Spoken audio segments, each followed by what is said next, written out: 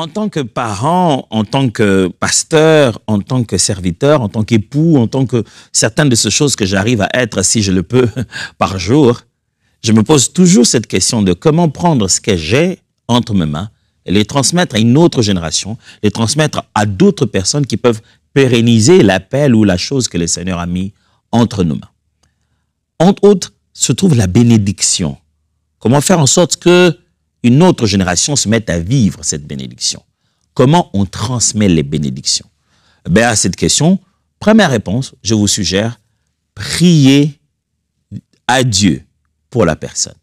Quand vous voulez transmettre une bénédiction à quelqu'un, la première façon de faire, l'une des premières façons de faire ça, pourrait parler à celui qui bénit, à l'auteur, à celui, comme je vous expliquais les temps passés, même quand les parents, les sacrificateurs et tout ce monde-là proclament la bénédiction, la source, celui qui permet que ça s'exécute, là où il puise cela, c'est toujours Dieu qui est la source principale. Alors, quelquefois pour bénir une personne, c'est pas à elle qu'il faut parler. Il faut prier Dieu pour qu'il puisse faire quelque chose dans sa vie. Donc vous pouvez vraiment intercéder en faveur d'une personne et l'objet de votre intercession est une bénédiction. L'intercession, ce n'est pas seulement prier parce que quelqu'un a un problème pour que Dieu le délivre. Non, se parler à Dieu, mais en faveur de quelqu'un d'autre. Donc, dans votre processus d'intercession, votre sujet de conversation avec Dieu peut être justement la bénédiction, le bien-être de ces personnes-là. Bénédiction spirituelle, bénédiction matérielle, bénédiction émotionnelle, le shalom de Dieu. Regardez comment Paul faisait. Paul priait pour l'église d'Éphèse. Il leur a même écrit comment il priait en leur faveur.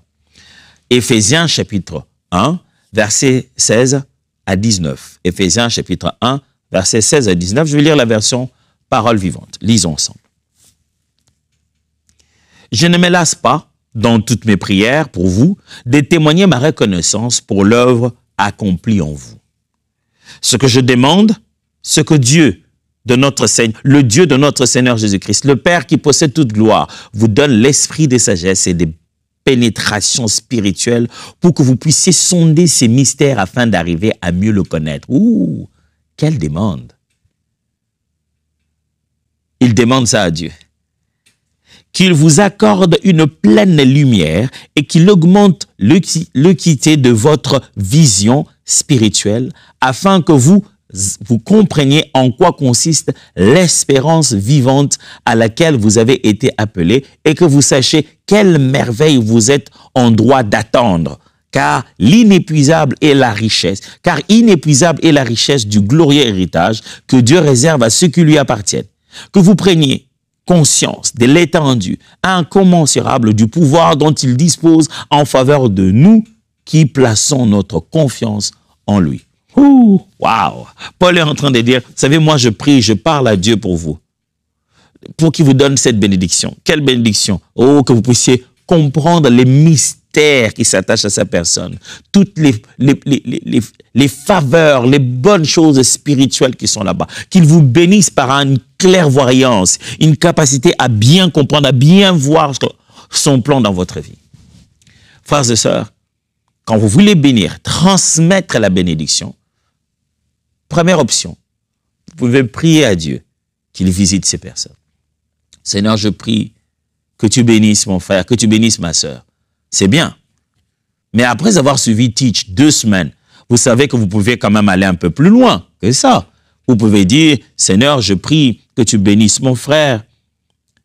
Seigneur, je prie que tu l'équipes d'une qualification surnaturelle supplémentaire qui lui permette d'accomplir efficacement son appel. Seigneur, je prie que ses résultats se distinguent parce qu'il est avec toi. Seigneur, je prie qu'il ait sur lui un passe qui lui ouvre toutes sortes de portes. Il va. Seigneur, je prie.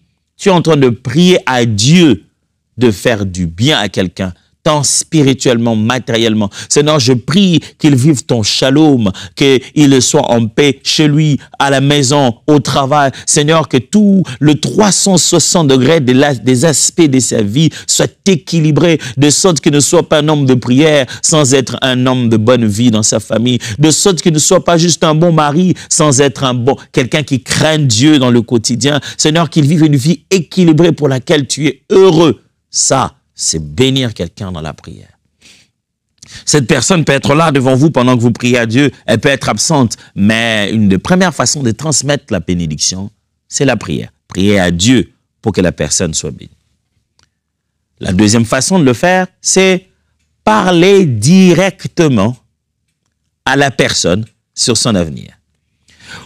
Vous verrez que dans la culture de la Bible, les patriarches en particulier avaient cette habitude. Même quand ils prieraient à Dieu, ils ne prieraient pas directement à Dieu, ils diraient que l'Éternel te bénisse. Il te parle à toi, mais en disant que c'est l'Éternel qui te bénirait. Quand tu veux transmettre une bénédiction, il ne faut pas seulement prier. Selon la Bible, il faut deux fois parler à la personne directement sur son avenir ou décrire l'avenir de la personne. On va lire des textes, vous allez voir, je vais vous ajouter 2 ou 3 petits trucs autour de la façon de formuler cela. Genèse chapitre 49, versets 8 à 12. Genèse 49, 8 à 12. Judas, tu recevras les hommages de tes frères. C'est Jacob le père qui est en train de bénir chacun de ses enfants. Et à travers ses enfants, à travers les individus, les tribus qui vont en découler. Judas, tu recevras les hommages de tes frères. Ta main sera sur la nuque de tes ennemis. Les fils de ton père se prosterneront devant toi. Judas est un jeune lion. Tu reviens du carnage, mon fils. Il ploie les genoux. Il se couche comme un lion, comme une lionne, qui le fera lever. Le spectre ne s'éloignera point de Judas, ni le bâton souverain d'entre ses pieds, jusqu'à ce que vienne le Shilo, et que le peuple lui obéisse. Il attache à la vigne son âne, et au meilleur cèpe le petit de son ânesse. Il lave dans le vin son vêtement, et dans le sang des raisins son manteau. Il a les yeux rouges de vin, et les dents blanches de lait. Vous voyez ça? Ça, c'est la bénédiction. C'est comme ça que se passe la bénédiction. Quand on est en train de transmettre la bénédiction, on est en train de prononcer, donc faire le barak, prononcer, déclarer la bénédiction sur quelqu'un. La première option, c'est qu'on prie comme une prière à Dieu. La deuxième option, c'est qu'on parle directement à l'individu sur sa destinée. On fait une description de ce que demain va être. On fait une description de ce que la bénédiction, à quoi la bénédiction va ressembler dans sa vie. Mieux, on fait une description de à quoi sa vie va ressembler quand la bénédiction va se manifester. Et lorsqu'on le fait, l'une des bonnes façons, des belles pratiques de la Bible, vous verrez souvent, on ne dit pas seulement il t'arrivera de bonnes choses. Le Seigneur te fera beaucoup de bien. C'est vrai, c'est pas faux, mais c'est très générique. Quand vous regardez la Bible, les hommes de la Bible font une description prophétique détaillée. Et souvent, ils font des allégories. Ils trouvent une image métaphorique qu'ils vont accrocher ou, sceller à la destinée de l'individu. Vous voyez, il parle là, c'est Jacob qui parle à Judas. Mais tout ce qu'il est en train de décrire, il passe une grande partie à décrire Judas comme un lion. Comme un lion, comme une lionne. Il est en train de décrire, en puisant dans la vie, dans le règne animal, quelque chose qui va se comparer à ce qui arriverait. Alors, des fois, pour permettre même à la personne qui entend la bénédiction de s'en souvenir, les images sont bonnes. La déclaration se suivant des images, utilisant les images, les comparaisons, les métaphores. Je ne parle pas de prendre une image pour le donner, mais dans la bénédiction de vos paroles, il est bon de s'aimer cela par des images fortes. Je bénis, mon fils est un guerrier. Il va vaincre chacun de ses batailles. Il est dans l'armée de l'Éternel. L'Éternel l'entraîne. Tu es un combattant. Tu ne fuis jamais la guerre. Quel que soit le jour, quel que soit le moment, tu gagnes tes batailles. Ma fille est une héroïne. Elle est une fleur entre les mains du Seigneur. Elle est protégée même quand elle grandit au milieu des ronces et des épines. Sa beauté n'est pas entachée par toute la douleur qui l'entoure. Elle peut pousser même dans les déserts les plus secs. Vous voyez? C'est ce que je suis en train de faire. Vous êtes en train de bénir, mais à travers une image qui pourra rester dans la tête de celui qui entend votre bénédiction. C'est comme ça qu'on transmet la bénédiction. On parle à l'individu sur son avenir. Et on le parle au nom du Seigneur, bien sûr. C'est pas obligé que tu vas commencer par dire au nom du Seigneur Jésus ou finir au nom du Seigneur Jésus, mais tu décris ça dans la prière. Cette fois-ci, tu ne pries pas, tu ne demandes pas à Dieu, tu décris ce que l'avenir de cette personne va être. Avez-vous été béni? Oh, je sais que vous connaissez, vous avez le souvenir de la malédiction, des malédictions prononcées en famille. Oui, on voyait des gens, ils amenaient des fétiches et ils prononçaient des choses. Ah, il n'avancera pas dans sa vie, il ne sera rien, il ne pourra pas, et s'il fait quelque chose, ça ne marchera pas. Vous entendez ce qu'ils disent? Ils disent ça quoi? Une malédiction. Mais est-ce que ça ne sonne pas plus ou moins l'inverse de ce que je viens de dire ici? On ne parle à personne. On parle directement à la destinée de l'individu. Et qu'est-ce qu'ils ont fait? Parce que tu n'étais pas là, ils ont pris un élément de toi, ils ont fait la même chose. Eh bien, quand tu pries pour tes enfants, même quand ils sont à l'université, loin, dans un autre pays lointain, et tu entres dans leur chambre et que tu trouves quelque chose qui leur appartient pour te souvenir d'eux, pourquoi pas? Prends-le. Tiens-les là. Dis, oh Dieu, ça me rappelle mon fils. Mon fils, tu l'as appelé, Seigneur. Je sais qu'il sera béni. Mon fils, tu es béni dans tout ce que tu fais. Tu es béni. J'aime bien comment Jacob l'a fait pour Ésaü. Il a dit ceci. Plutôt pour Isaac, comment il a fait pour Ésaü. Bénédiction qu'il a finalement donnée à Jacob. Il a dit, bon, va me préparer le mets que j'aime et je vais te bénir. Il va préparer le mets, il l'amène. Ce n'est pas Ésaü, c'est Jacob qui s'est arrangé avec sa mère. Mais même pour être béni, Jacob a dû aller chercher les habits d'Ésaü et porter la peau de l'animal pour pouvoir donner l'impression qu'il était Ésaü. Isaac, qui était vieux, qui ne voyait plus, le touche. Il dit, mais la voix paraît comme celle de Jacob, mais les vêtements, l'odeur. Vous savez comment il a commencé la bénédiction d'Ésaü? Il a dit, quand il a dit, approche-toi de moi, quand il s'approche de lui, il sent son odeur. Il dit, l'odeur de mon fils est comme. Il a commencé la prononciation de la bénédiction par son odeur. Transmettre la bénédiction, mes amis, deux fois peut donner l'impression d'être incantatoire. Eh bien, c'est ça la formule pour transmettre une bénédiction. Vous êtes vraiment en train de prononcer. Vous êtes en train de déclarer des vérités. Vous êtes en train de parler dans l'avenir. Parler. Dieu entend, les anges entendent, les démons entendent. La nature entend. Vous êtes en train de donner des ordres sur demain. Alors, ne cherchez pas de le faire de la manière la plus catholique. J'ai appris une expression ici, ne sois pas plus catholique que le pape. C'est une façon de dire, ne sois pas trop plus gentil qu'on peut être le plus gentil. Vous savez que dans l'expression française, dire plus catholique, c'est juste dire le plus doux que possible. Ce que j'essaie de dire ici, c'est n'essaye pas d'être formel pendant que c'est spirituel. Voilà. N'essaye pas d'être intellectuel pendant que c'est spirituel. N'essaye pas d'être moins bizarre. Non, le moment de la bénédiction, de la déclaration de la bénédiction, c'est de la folie. Vous croyez à quelque chose que vous ne voyez pas. Vous êtes en train de déclarer des choses pour des longues années. Ce que Jacob a dit au sujet de Judas. Qui savait qu'il était en train de parler de Jésus de Nazareth? Jusqu'à ce que vienne le Shiloh. C'est lui à qui appartient les règnes. Il dit, Judas, tu as dans ta destinée demain, il y a quelqu'un qui apparaîtra. Quand il arrive, toute ta vie, tes descendances, tout ce qui se passe chez toi, il y a un moment donné, un individu, lui fera toute la différence. Il a parlé de l'avenir de son enfant. Et de quelle manière? À travers des images. Il dit, comme une lionne, qui le fera lever? Les spectres ne s'éloignera point de Judas. Ça veut dire la domination, le pouvoir royal ne quittera pas Judas. Ni le bâton souverain d'entre ses pieds. Il est déjà en train de proclamer que quand ce peuple deviendra un royaume, les rois qui vont diriger les plus exceptionnels viendront de Juda. Mais ils sont encore qu'une famille. Mais il parle déjà de royaume. Il dit jusqu'à ce que viennent les Shiloh et que les peuples lui obéissent. Waouh!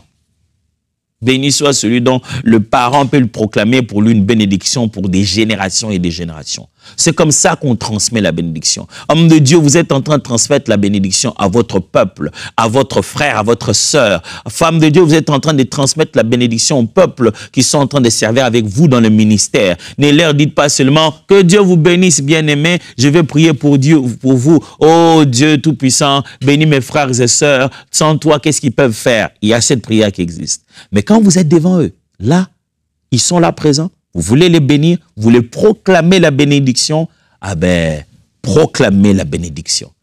Déclarer sur eux à quoi va ressembler leur avenir et pour qu'ils s'en souviennent, utiliser des images fortes, des images qui restent. Troisièmement, comment transmettre la bénédiction? Donner une sémence symbolique. Vous trouverez ça plusieurs fois dans la Bible où, parce qu'un père, un des patriarches, a béni un de ses enfants ou un des enfants qu'il a eu avec ses concubines, il est béni, mais au moment où il est béni, il leur donne quelque chose. Un bien, des dons. Au moment où il le renvoie, ou il envoie, il les laisse partir, il donne entre ses mains quelque chose pour qu'il parte avec. Bénir, transmettre la bénédiction, ce n'est pas seulement dire des choses à quelqu'un, mais c'est aussi prendre symboliquement les genres de choses que tu crois qu'il va multiplier dans sa vie, tu le lui donnes. C'est-à-dire, tu te rends compte qu'il va multiplier, tu veux qu'il soit riche, qu'il ait beaucoup d'argent, ou dans quelque domaine que ce soit. Il est bon de fois de prendre un élément symbolique de ce que tu crois qui va se manifester dans sa vie, tu le prennes avec toi et tu le lui donnes au moment où tu le bénis. Après avoir béni, tu le lui donnes. Il va avec. Même si tu lui as donné, je sais pas moi, 20 000 francs ou 200, 100 $ ou 50 $, 10 euros ou je sais pas moi, 40 roupies ou 60 dirhams. Je vais pas citer toutes les monnaies non plus. Mais quand tu lui donnes même un symbole, même si c'est une casserole, mais quoi, mais quelque chose que toi tu dis, c'est dans ce domaine que je lui ai béni, il est bon soi-même de booster, d'encourager, d'investir, de placer le premier grain que vous pensez qu'il va pouvoir monter. Un jour, vous savez, Élie vient pour choisir Élisée. Il sait qu'il a appelé. La Bible déclare qu'il va même jeter sur lui le manteau pour déjà lui dire qu'il est en train de le choisir. Abraham fait de même. Il laisse l'héritage à Isaac et il donne des dons à chaque fils de la concubine. Et voilà que Agar est en train de partir avec l'enfant. Abraham s'est dit, bah ok, frère, Dieu a dit que j'obéisse même quand la femme le chasse. Mais entre les mains, il leur donne quand même une cruche d'eau, il leur donne quand même du pain. Frères et sœurs, quand vous êtes en train de bénir quelqu'un, Jacques aime bien le dire, il dit, ne leur dites pas seulement que Dieu te bénisse. Fais quelque chose, pose un acte. Il dit, comment votre frère qui est dans le besoin, vous allez juste lui dire que Dieu te bénisse. Il dit, non, votre foi sans des œuvres. Vous n'allez pas poser des œuvres, vous n'allez pas faire quelque chose si vous ne lui donnez pas à manger. Ce n'est pas ça. Alors, si je te dis, frère, que Dieu te bénisse, pendant que je sais que tu as faim, cette parole que Dieu te bénisse n'est pas la transmission de la bénédiction. Si j'en ai les moyens, si j'ai quelque chose avec moi, au-delà de dire que Dieu te bénisse, même si je n'ai pas tout, je n'ai qu'un petit morceau, je dois te donner ce petit morceau-là pour que ça change tout. Regardez-moi. Jésus était sur le point de bénir, ou je devrais dire, de multiplier le pain. Le peuple a faim et Jésus dit, les disciples viennent lui dire, écoute, envoie-le qu'ils aillent chercher à manger, ils sont trop nombreux. Jésus dit, donnez-leur vous-même à manger. Et il leur pose la question, qu'avez-vous? Ils reviennent, ils disent, bon, ok, écoute, on n'a pas grand-chose, il y a ce garçon qui a quelques pains, quelques poissons, il dit, ok, amenez-moi ça. Quand il a ça, la Bible dit, il rend grâce, il leur donne, il leur dit, partagez-leur maintenant. Jésus a béni ce pain, il a rendu grâce, il a béni ces pains. Et il y a un grand miracle qui va se faire. Pas que chacun va rester comme ça et pararara, boum, un pain va apparaître. Non. Des morceaux de pain vont commencer à être distribués et à travers ces morceaux donnés, la bénédiction s'est manifestée. Frères et sœurs, ne sous-estimez pas ce que vous avez. Si vous avez même un petit rien, ne vous dites pas, ah, Dieu m'a demandé de le bénir, mais il a vraiment dit que je prie pour lui, que je bénisse, mais lui, il est riche. Si Dieu va le bénir, qu'est-ce que je peux lui donner? Même si vous devez aller lui donner symboliquement un 10 $ avec lequel vous êtes en train de prier pour lui, faites-le. C'est comme ça que se transmet la bénédiction. Choisissez une sémence symbolique. Transmettez ça à vos enfants. Une sémence symbolique. Il va aller étudier, il va aller habiter à l'université. Vous bénissez, vous déclarez des choses. Donnez-lui quelque chose. Je me souviens de ce que Jacob est en train de dire. Il dit, j'ai traversé ce Jourdain avec juste le bâton à la main. Me voilà en train de rentrer et de faire 2 camps. Tout ce qu'il avait, bâton à la main, les peu de choses qu'il avait avec, quand il a dû fuir son père, plutôt son frère Ésaü. Et donc, il traverse avec très peu, le peu qu'on lui a donné pour partir avec. Mais quand il revient, plein, rempli. Si vous croyez que la bénédiction que vous déclarez va s'accomplir, il est bon d'y s'aimer quelque chose.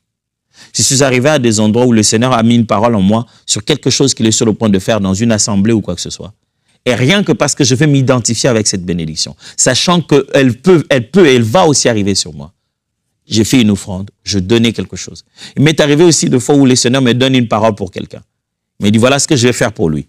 Voilà ce qu'il faut faire. Mais dans le geste prophétique à poser, il met aussi à cœur que je donne quelque chose qui vienne avec. Une Bible qui vienne avec. Des fois, je prends un habit qui est à moi, quelque chose qui m'appartient à moi, que je partage avec cette personne pendant le moment où je prie ou après que j'ai prié. Parce que derrière les mots, des fois, il y a un symbole fort à tenir avec et qui va manifester le mieux cette bénédiction. Vous ne lui donnez pas une chose qui deviendra un fétiche, qui va commencer comme un, je sais pas moi quoi, porte-bonheur. Non. Vous êtes en train de placer une sémence dans sa vie qui va se multiplier encore au centuple. Alors, 4, bâtir et conserver l'héritage. Bâtir et conserver l'héritage. Souvenez-vous, nous sommes en train de parler de quoi? Nous sommes en train de parler de la question de comment transmettre une bénédiction ou transmettre les bénédictions.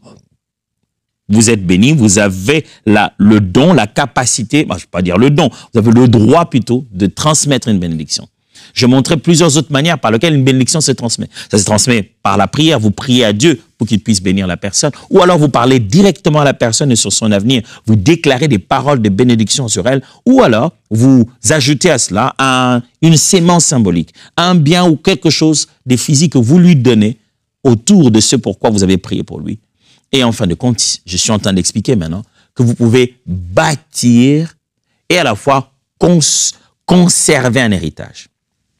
Bénir quelqu'un d'autre, c'est des fois travailler en faveur de cette personne pour qu'au moment opportun, lorsque son temps va arriver, il jouisse de vos efforts. C'est ça la bénédiction. La plus grande bénédiction d'un parent, c'est de amasser pour ses enfants. N'est-ce pas? La Bible dit, il est aux parents d'amasser. Il appartient, c'est Paul qui le dit, il appartient aux parents d'amasser pour leurs enfants. Quand le Seigneur dit à ces enfants-là, je vous bénirai, votre vie sera bien, vous pensez que ça devrait se passer comment? Vous allez juste lui payer les frais académiques, les frais scolaires et préparer juste un employé d'une autre institution? J'aime bien cette époque parce qu'ils ne réfléchissaient pas comme nous aujourd'hui. Aujourd'hui, tout ce que nous faisons, c'est élever des citoyens qui se préparent à devenir des employés des entreprises disponibles et des employeurs qui sont là. Et ils n'avaient pas ça à l'époque. Quand tu élèves ton enfant, c'est pour qu'il entre dans l'héritage que tu as. Et pour moi, ça a multiplié ce qu'il va trouver entre tes mains. Tu as l'obligation de le laisser. Il doit trouver quelque chose et il doit commencer à s'entraîner, à perpétuer la bénédiction familiale dès le bas âge. Il y a eu dans la Bible des rois très jeunes, ados même, parce que les parents sont morts. Il est du sang royal, donc il est obligé d'être roi. Alors, bénir quelqu'un ne signifie pas seulement parler. Ça signifie aussi travailler déjà maintenant en sa faveur. Mon quotidien, je tente de bénir mes enfants. Et ce n'est pas par ce que j'ai seulement dit. J'ai béni mes enfants par la façon d'épargner. J'ai béni mes enfants parce que j'ai un choix. Je pouvais acheter ceci pour me faire plaisir. Et ça, je me dis non, j'achète pas ça. Ça, je dois garder parce qu'il faut payer les frais scolaires. J'achète pas ça. Ça, je dois garder. Mes enfants, demain, ils auront étudié dans les meilleures conditions que moi, plus que moi. Ils auront eu plus que ce que j'ai pu avoir. Comment? Comment ils ont vécu cette bénédiction? Moi, j'ai bâti et j'ai conservé l'héritage en leur faveur. J'ai préparé une chose dont ils doivent hériter. Alors, je ne vais pas dire, Dieu bénira mes enfants, ils vont bien étudier. Qui paye les frais? N'est-ce pas moi? Quand je dis Dieu va bénir mes enfants et ils vont bien étudier, je me dis que ça viendrait d'où? Ça viendrait du fait que je réfléchis intelligemment sur les moyens que Dieu rend disponibles en ma faveur, que je dois préparer, organiser et affecter consciemment, stratégiquement pour son avenir. Demain, mon enfant va dire, Dieu m'a béni dans la vie, il m'a donné des merveilleux parents. Et Dieu m'a béni, j'ai fait des bonnes études. Ça veut dire quoi? Ça veut dire que Dieu a donné de l'argent à mon père et il ne l'a pas gaspillé n'importe comment. Il a investi intentionnellement pour obtenir les résultats que j'ai dans ma vie. Jean chapitre 4, versets 4, 6 et aussi le verset 12 seulement. Commençons Jean chapitre 4, versets 4 à 6 d'abord. Je vais lire la version parole vivante. Il lui fallut donc traverser la Samarie. C'est ainsi qu'il arriva près d'une bourgade des Samarines nommée Sichar, non loin du champ que Jacob avait jadis donné à son fils Joseph. C'est là que se trouvait le puits de Jacob. Jésus, fatigué du voyage, s'assit donc sur le margelle du puits. Il est environ midi. Écoutez maintenant le verset 12 dit, « Tu ne vas pas te prétendre plus fort que notre ancêtre Jacob, à qui nous devons ce puits, auquel il a bu lui-même, ainsi que ses enfants et ses troupeaux. » On est en Samarie, à l'époque de Jésus. La femme samaritaine continue à parler d'un puits que Jacob, mes amis, Jacob, il faut entrer très très loin, que Jacob avait trouvé, pour lequel il a rendu ça disponible, non seulement pour lui, non seulement pour ses troupeaux, ses enfants. Et là, on est aux enfants, des enfants, des enfants, des enfants, des enfants, des enfants, des enfants, des enfants de ses enfants. Et même des étrangers, parce que la contrée de Samarie était aussi faite d'autres personnes qui n'étaient pas nécessairement de juifs. J'ai une question pour vous, mes frères et sœurs. Est-ce que vous transmettez la bénédiction? Ces enfants n'ont pas seulement besoin des parents qui prient, mais ils ont aussi besoin des parents qui bâtissent l'héritage, qui travaillent, qui épargnent, qui mettent de côté. Une partie de la bénédiction de vos enfants se trouve dans le travail que vous êtes en train de faire.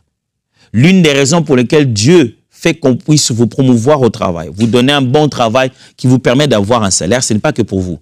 Cette bénédiction-là, Dieu l'a promis aussi à quelqu'un d'autre. Chacun de nous est un intendant de la bénédiction d'une autre génération. Je ne parle pas seulement des parents-enfants, je parle aussi des frères et sœurs, je parle aussi des époux-épouses. Chacun de nous est un intendant d'une bénédiction que Dieu a promis à quelqu'un d'autre. Quand Dieu t'en donne autant, c'est parce que ça va passer à travers toi. Alors, transmettre la bénédiction, ça veut dire aussi bâtir l'héritage, conserver l'héritage pour pouvoir le transmettre après. J'aimerais prier avec vous. Adonai, notre Dieu, je prie qu'après ce temps de partage, mes frères et sœurs ayant compris comment on peut transmettre la bénédiction, puissions pas nous limiter seulement à ce qui sort de nos bouches. Puissants puissent être ces mots, que nous prenons sur conscience que ce qui vient entre nos mains, c'est déjà une bénédiction qui dépasse notre propre personne. Ça passe par nous. On a la responsabilité de bâtir, de conserver, parce que ça va manifester la bénédiction. Transmettre de foi la bénédiction, c'est laisser un héritage en réalité. Je prie, Père, que cette conscience nous fasse prier autrement, nous fasse agir autrement, nous fasse réfléchir autrement, pour que nous soyons réellement des personnes bénies de Dieu. Au nom puissant de Jésus. Amen. Alors on se voit demain, bien-aimés. Que Dieu vous bénisse.